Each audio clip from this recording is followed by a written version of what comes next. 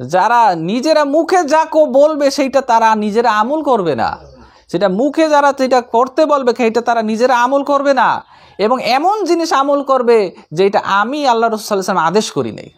আল্লাহ রাসূল সাল্লাল্লাহু আলাইহি ওয়াসাল্লাম স্পষ্ট বলছে, যারা এমন কাজের আদেশ করবে যেটা তারা নিজেরা করে নাই, এবং তারা এমন কাজ করবে যেটা আমি আদেশ করি নাই। স্পষ্টভাবে আল্লাহ রাসূল সাল্লাল্লাহু আলাইহি ওয়াসাল্লাম ভবিষ্যৎবাণী করে দিয়েছে, মানে এমন আমল করবে যেটা আমি আদেশ করিনি, অর্থাৎ বেদাত করবে। এটাই তো বেদাত, যেটা আল্লাহ রাসূল সাল্লাল্লাহু আলাইহি ওয়াসাল্লাম করে নাই সেই কাজগুলো করবে। এক সিনেমা আলেম বেদাত করবে, তখন আল্লাহ রাসূল সাল্লাল্লাহু আলাইহি ওয়াসাল্লাম বলছে এদের বিরুদ্ধে জিহাদ করতে হবে। আল্লাহ রাসূল সাল্লাল্লাহু আলাইহি ওয়াসাল্লাম বলছে এদের বিরুদ্ধে জিহাদ করতে হবে। যদি এদের বিরুদ্ধে সমর্থ থাকে হাত দিয়ে জিহাদ করতে হবে, যদি সমর্থ না থাকে এদের বিরুদ্ধে মুখ দিয়ে জিহাদ করতে হবে। মুখ দিয়ে যদি সমর্থ না থাকে তাহলে অন্তর দিয়ে এদেরকে ঘৃণা করতে হবে, অন্তর দিয়ে এদেরকে ঘৃণা করতে হবে। বেদাতিকে কোনোদিন সম্মান করতে হবে না, বেদাতিকে কখনো সম্মান করা যাবে না। যে বেদাত প্রচার করতে আছে ইসলামের নামে, কোরআন হাদিস সে নাই, এমন জিনিসগুলো ইসলামের ভিতর অনুপ্রবেশ করাই দিতে আছে, এমন জিনিসগুলো ইসলামের ভিতর ঢুকাই দিতে আছে যেটা আল্লাহ রসুল করে না, মানে তারা আল্লাহ রসুল সে বেশি বোঝে। কত নিকৃষ্ট আকীদা, এটা যে আমরা গভীরভাবে চিন্তা করি তাহলে কত খারাপ দেখা যাবে। আল্লাহ রসুল সাল্লাল্লাহু আলাইহি ওয়াসাল্লাম করে না, আল্লাহ রসুল সাল্লাল্লাহু আলাইহি ওয়াসাল্লামের সাহাবায়ে আমরা আল্লাহ রসুল সাল্লাল্লাহু আলাইহি ওয়াসাল্লামের জন্মবার্ষিকী পালন করে নাই। এরা আল্লাহ রসুল সাল্লাল্লাহু আলাইহি ওয়াসাল্লামের সাহাবীর চেয়েও বেশি মহব্বত করে আল্লাহ রসুলকে। ঈদে মিলাদুন নবী পালন করে, মিলাদ পালন করে, দোকানের মিলাদ পালন করে, নিজের মায়ের মিলাদ পালন করে, ঘরের মিলাদ পালন করে। এরা আল্লাহ রসুল সাল্লাল্লাহু আলাইহি ওয়াসাল্লামের চেয়ে বেশি বোঝে। আল্লাহ সুবহানাহু ওয়া তাআলা বলছে তোমরা আল্লাহ রসুলের আগে বাড়াইয়া তোমরা কাজ করিও না, আল্লাহ রসুল সাল্লাল্লাহু আলাইহি ওয়াসাল্লাম আগে বাড়াইয়া কাজ করিও না। এদেরকে কখনো সম্মান দেওয়া যাবে না। যারা এইরকম বেদাতের সাথে জড়িত এদেরকে কখনো কোনোদিন সালাম দেবেন না। এইরকম যারা আল্লাহ রসুল সাল্লাল্লাহু আলাইহি ওয়াসাল্লাম ইবনে ওমর ফারুক রাদিয়াল্লাহু আনহু, খোলাফায়ে রাশিদিন ওমর ফারুক রাদিয়াল্লাহু আনহুর সন্তান, মানে যোগ্য সন্তান ইবনে ওমর, সে তাকে বলা হয়েছিল যে অমুক ব্যক্তি আপনাকে সালাম জানাইছেন।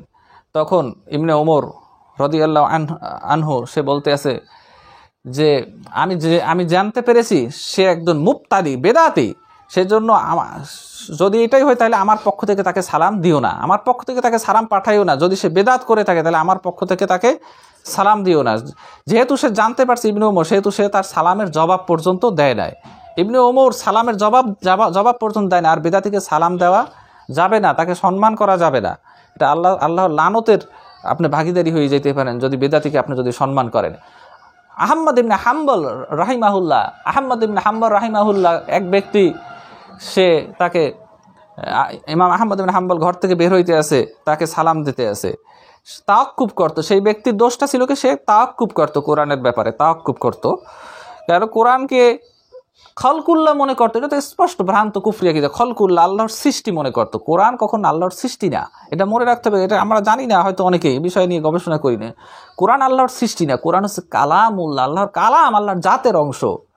কোরআন কখন আল্লাহর সৃষ্টি না, খলকুল্লাহ এটা ভ্রান্ত আকীদা। ইমাম আহমদ বিন হাম্বলের জমানায় এই আকীদার প্রসার করছে বাদশাহ। এই বাদশার কথা পর্যন্ত ইমাম আহমদ বিন হাম্বল মানে নাই, সেই জন্য ইমাম আহমদ বিন হাম্বলকে বেত্রাঘাত করা হইতো। প্রতিদিন বেত্রাঘাতের নির্যাতন সে সহ্য করছে, শুধু তার মুখ থেকে বাইর করার জন্য যে তুমি ফতোয়াটা দিয়ে দাও যে কোরআন হচ্ছে খলকুল্লাহ, আল্লাহর সৃষ্টি।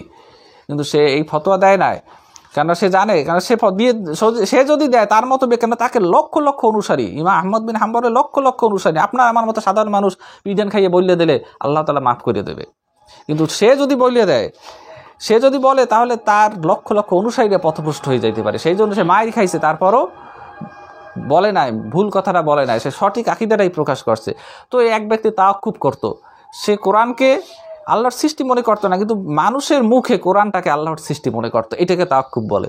এই রকম পর্যন্ত দূরবর্তী আকীদা প্রকাশ করতো সে বেদাতি। এই আকীদার কারণে ইমাম আহমদ বিন হাম্বল তার সালাম তো নেয় নেই, বলছে তুমি দূর হয়ে যাও, আমার ঘর থেকে, ঘরের আঙিনা থেকে দূর হয়ে যাও। তাকে ঘর থেকে দূর করে তাড়াই দিয়েছে। বেদাতিকে ঘরে স্থান দেওয়া যাবে না, বেদাতির সাথে কোনো প্রকার সম্পর্ক রাখা যাবে না, তার সাথে কোনো প্রকার সম্পর্ক।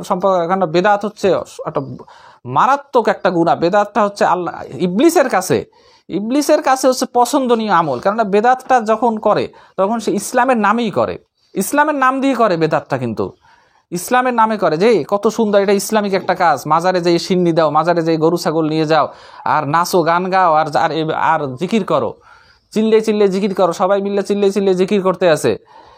সম্পূর্ণ বিদাত। আল্লাহ রাসূল সাল্লাল্লাহু আলাইহি ওয়াসাল্লাম সাহাবা একরামরা কখনো করে নাই। ইবনে মাসউদ রাদিয়াল্লাহু আনহু এদেরকে মসজিদ থেকে বের করে দিয়েছে, মসজিদে বসে চিল্লে চিল্লে জিকির করতে আছে, মসজিদ থেকে দূর দূর করে বের করে দিয়েছে, কারণ আল্লাহর ঘর মসজিদে বসে বিদাত করতে আছে, তাদেরকে মসজিদ থেকে বের করে দিয়েছে। বিদাতিকে কখনো সম্মান দিবেন না।